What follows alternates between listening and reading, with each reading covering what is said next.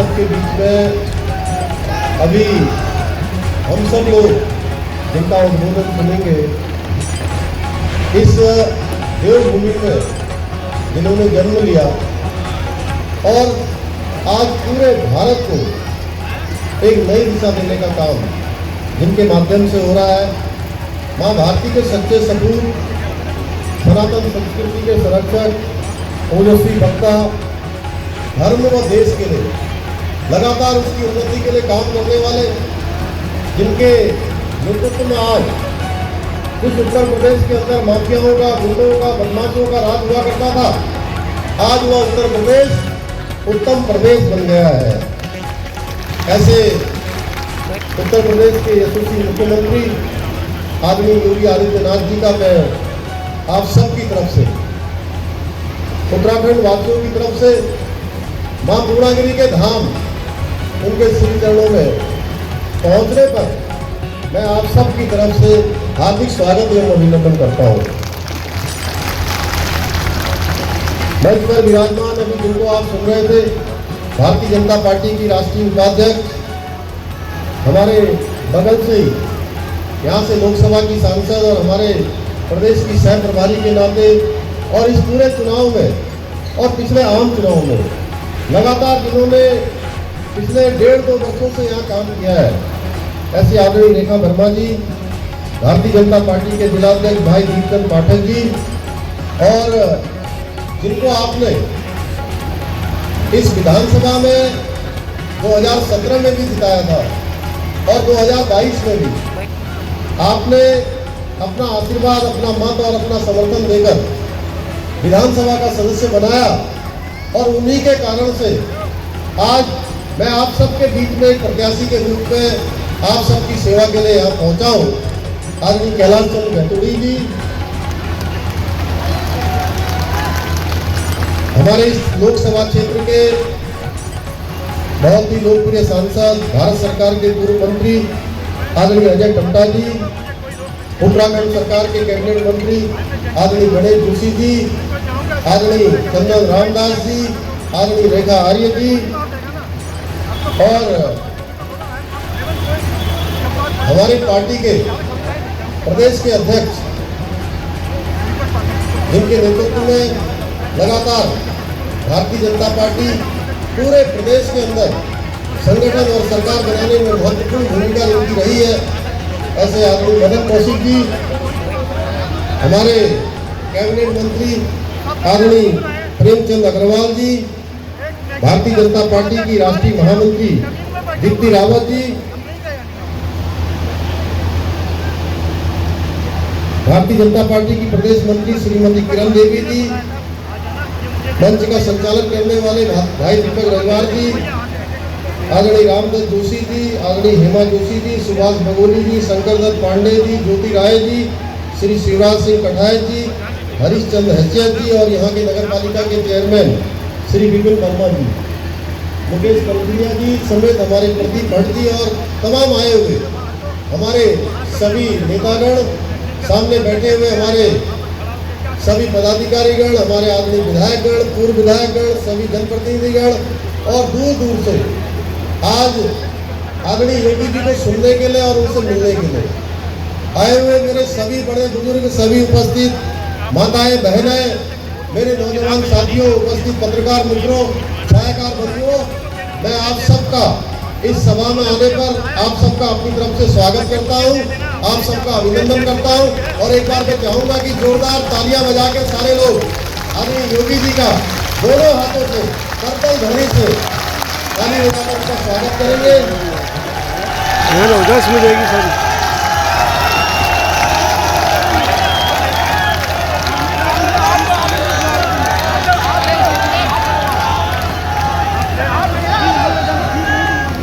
आज मैं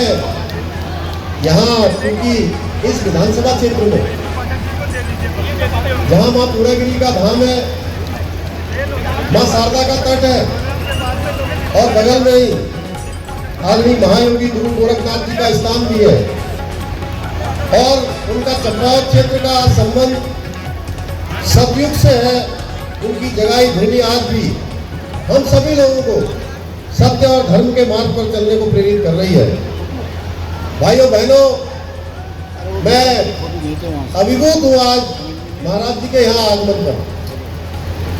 आप जब पिछले दिनों 3 दिन के प्रवास पर उत्तराखंड आए थे तो होता क्या है कि अक्सर हम लोग निवेदन करते हैं कि आप एक दिन यहाँ आ जाइए और हर कोई चाहता है कि योगी जी उनके क्षेत्र में पहुंचे। मैं भी प्रत्याशी हूँ, मेरे मन में भी इच्छा थी,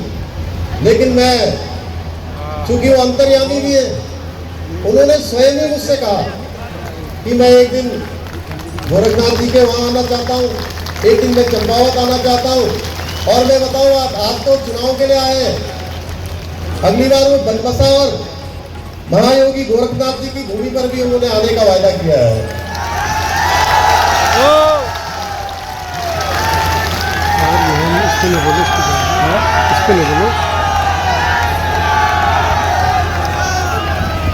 भाइयों बहनों,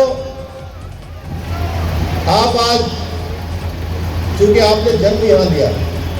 और कर्म स्थान आपका संपूर्ण भारत बन गया, और कहते हैं कि अनंत तक जिसकी कोई सीमा नहीं है, वहां तक महाराज जी की सोच है। और पिछले दिनों चुनाव से पहले मैं जब लखनऊ गया था तो आप सबको पता है, यही बगल में हमारे यहाँ पर शारदा नहर का हेडवर्क्स खंड शारदा नहर बरेली का ऑफिस भी सब डिवीजन बनबसा में चलता है, जिसका मेन ऑफिस बरेली में। मैं आपके पास पहुंचा था चुनाव से पहले, मैंने कहा महाराज जी 21 सालों से उत्तर प्रदेश और उत्तराखंड का ये बंटवारे का विषय हल नहीं हो पा रहा है, आपस में तमाम मामले उलझे हुए हैं, और इस बार चुनाव भी आ गया है। और चुनाव से पहले मैं यहाँ आ गया हूँ, अखबारों में भी छप गया है कि मैं आपसे मिलने के लिए लखनऊ आ गया हूँ। महाराज जी ने बिल्कुल भी कोई मुझसे कोई शब्द नहीं निकाला, केवल इशारा किया मुझे हाथ से, और उसके बाद मीटिंग हुई। भाइयों बहनों, उसका नतीजा आप सबके सामने है कि जो 21 सालों से हमारी सारी परिसंपत्तियों का जो विवाद लटका हुआ था, उलझा हुआ था, उसको 15 से 20 मिनट की मीटिंग में आपने एक झटके से जो है उसका सॉल्यूशन कर दिया, उसको सुलझा दिया। मैं उत्तराखंड की देवतुल्य जनता की ओर से आपका बहुत धन्यवाद करना चाहता हूँ। और दूसरी बात क्या है कि माँ शारदा का तट यहाँ पर है, यहाँ के जितनी भी सड़कें हैं, यहाँ का बड़ा हेडवर्क्स का एक सब डिवीजन जो बनबसा में है, वो सारा का सारा अभी जब तक बंटवारा नहीं हो जाता है तब तक वो उत्तर प्रदेश के अधिकार क्षेत्र से संचालित होता है। मैंने आपके सामने तब भी कहा कि इस क्षेत्र के लिए महाराज जी यहाँ की सड़कें और यहाँ की काफी जो ये यहाँ के घर इत्यादि है, मकान है, तो आपने सारे के सारों का मुझे आश्वासन दिया। आपने कहा कि जल्दी ही हम बैठकर बनबसा में इस सारे मामले को सुलझा देंगे। मैं आपका बहुत धन्यवाद करता हूँ। भाइयों बहनों, मैं अपने आप को सौभाग्यशाली मानता हूँ कि आज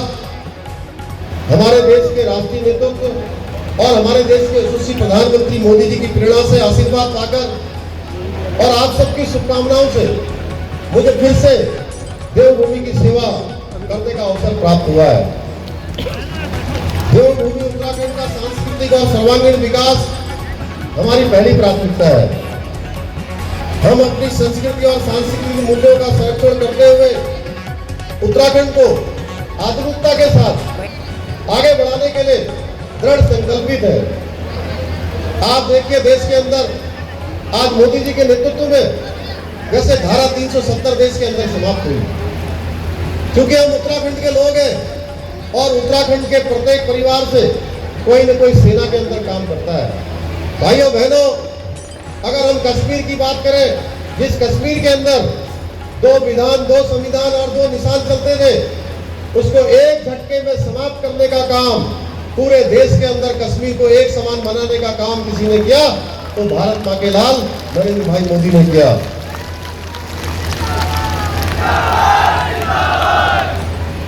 बीते कई सालों से लगातार देश के अंदर तुष्टीकरण का काम चलता था और हम सब लोग जिन रामलला के बारे में, ये चंपावत की भूमि, ये टनकपुर की भूमि, ये बनबसा की भूमि, यहाँ से भी जब राम मंदिर का आंदोलन हुआ था तो बड़ी संख्या में लोगों ने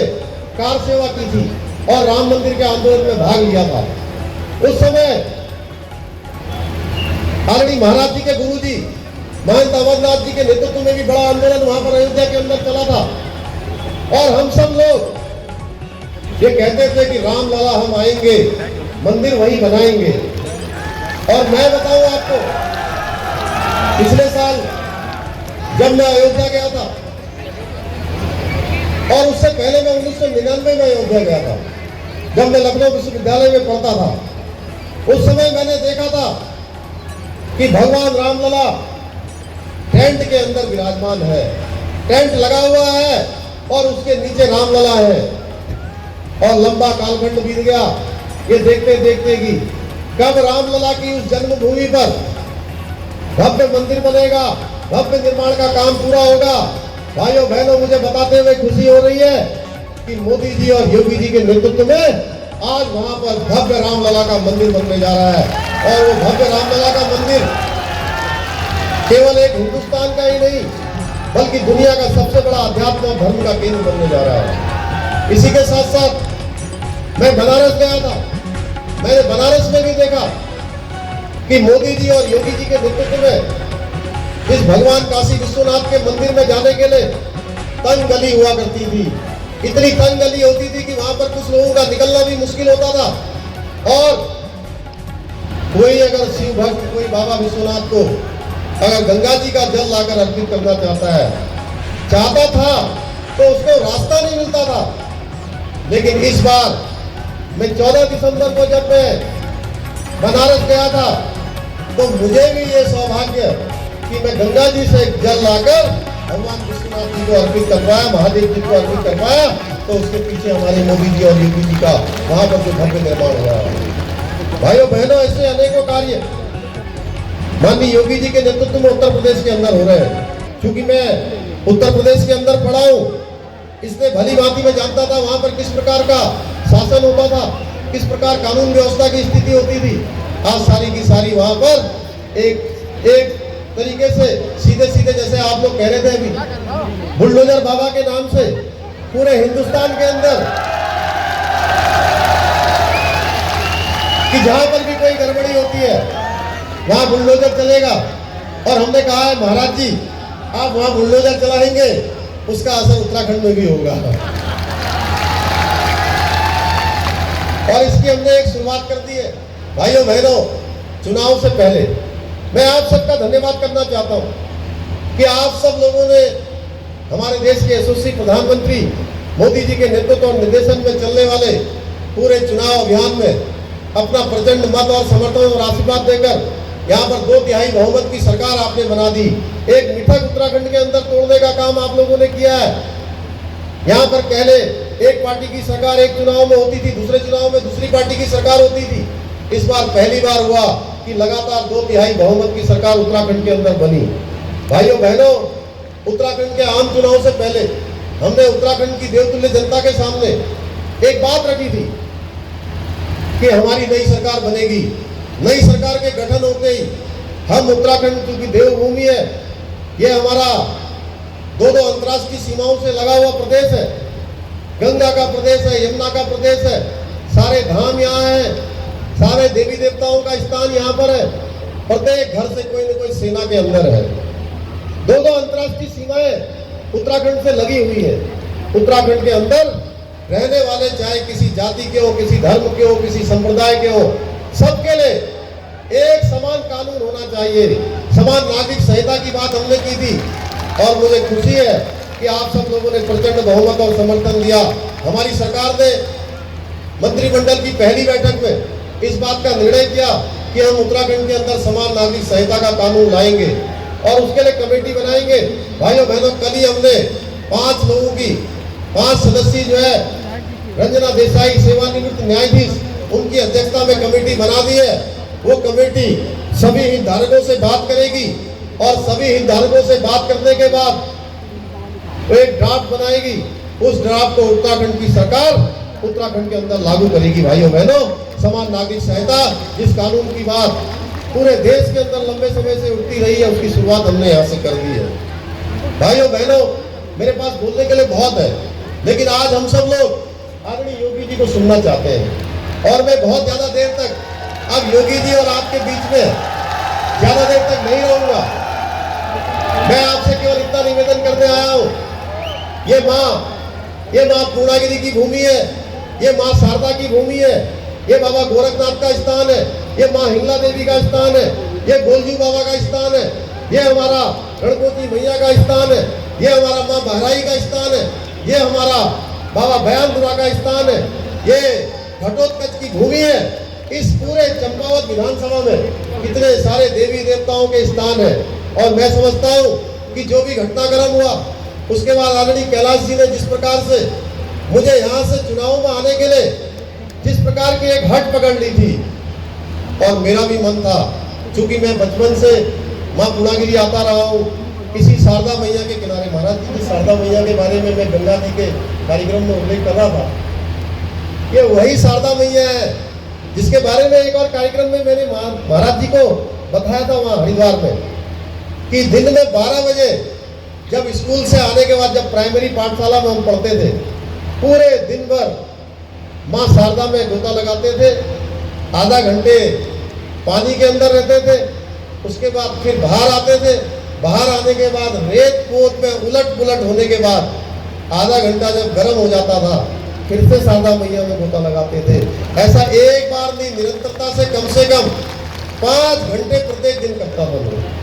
पूरे साथियों के साथ। 5 घंटा तक मैं बहुत काटन नहीं हूँ,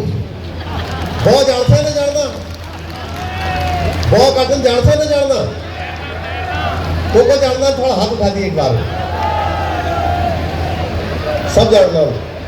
तो रत्न बैकुल जो है केवल और केवल या तो शारदा जी में महल बहुत काट कर मैं ठूल हो रही हूँ, तो शारदा महल में यहाँ बुलाया, तो आप सब लोगों की सेवा करना कि ना, यहाँ का अवसर में मिल रही, माँ पूर्णागिरी मैया का आशीर्वाद है, आप सब लोगों का आशीर्वाद है। और मैं पक्का था कि मैं जाने गई हूँ पूरा चुनाव में, आज बेटे में 9 तारीख में लिया नामांकन करी और नामांकनाबाद लगभग मैं 7-8 दिन लगातार मैं क्षेत्र में रही हूँ, और मैं देखी सब जगह मैं देखूंगा कि चुनाव में हम सब लोग तमुन जीतू मरिया, तो मैं आज तमुन ये पुनः कह रही हूँ कि तुम सब जीतू मर जा, लेकिन आज बेटे ये कौन से कि अब जीतन न मरिया, अब जीतून खिना मिल 31 तारीख सबुल ने वोट हलन खिना ध्यान से। और जो 2 नंबर में था कमलो फूल, कब तो सने सबुल कब नंबर पे था, कौन से नंबर में है, 2 नंबर में। तो सवेरे से लेके शाम तक, सवेरे 7 बजे मतदान हो जाएगा। एक अंतिम बात कह के अपनी बात समाप्त कर रहा हूं कि आप सब लोग कह रहे हैं, महाराज जी सब कह रहे हैं जीत रहे हैं, मैं इनसे कह रहा हूं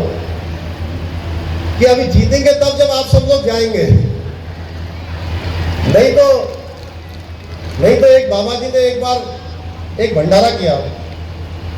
और उन्होंने कहा कि सब लोग अपने अपने घर से एक लोटे में दूध लेके आना, और उस दूध से जो है भंडारे का प्रसाद बनेगा, खीर बनेगी। और क्या हुआ, एक ने सोचा, मन में विचार आया कि अरे सब तो दूध लेके जाने वाले हैं और मैं पानी लेके चला जाता हूं। एक के मन में नहीं आया, ये विचार सबके मन में आ गया, और जब जो है उसका ढक्कन खोला गया, महाराज जी ने कहा कि जो है बाबा जी ने कि ये खीर बनाने के लिए दूध लाओ। जब ढक्कन खोला गया तो देखा तो उसमें पानी निकला। इसलिए मैं आप सबसे कहने के लिए आया हूँ कि आप लोग सोचोगे कि अरे भाई सब तो वोट देने जा ही रहे, धामी जी इस बार जीत ही रहे, तो पता लगा कि सभी लोग घर में रह गए और वोटिंग प्रतिशत ही बहुत कम हो गई। ये 2 तारीख, ये 31 मई का जो दिन है, ये दिन हमारे पूरे विधानसभा के लिए ये एक उत्सव का दिन होना चाहिए, और प्रातःकाल 7 बजे से लेकर शाम को 7 बजे तक वोटिंग होगी। तो आप लोग कमल के फूल वाला बटन इतना दबा दीजिए कि दबाते शाम होने तक वो बटन ही हमारा अंदर चला जाए। और 3 तारीख को जिस दिन मतगणना हो, उस दिन जब वो बक्सा खुले, ईवीएम मशीन खुले, तो ईवीएम मशीन में से कमल की लड़ियां ही लड़ियां, कमल की झड़ियां ही झड़ियां निकले। मैं आप सबसे इतना ही निवेदन करने के लिए आप सबके बीच में आया हूँ। आप सबका बहुत बहुत धन्यवाद। जय हिंद,